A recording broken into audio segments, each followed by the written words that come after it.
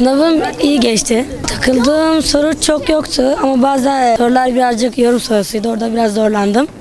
Mesela işte onun bilgilerini hangi insanlar yazmıştır ve hangisinden aldı falan gibi sorulardı.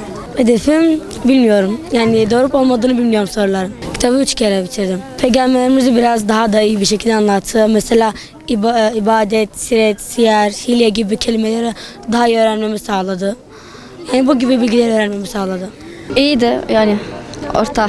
Var çoğu bence bilgi sorusuydu. Sahabeleri soruyorlar daha çok.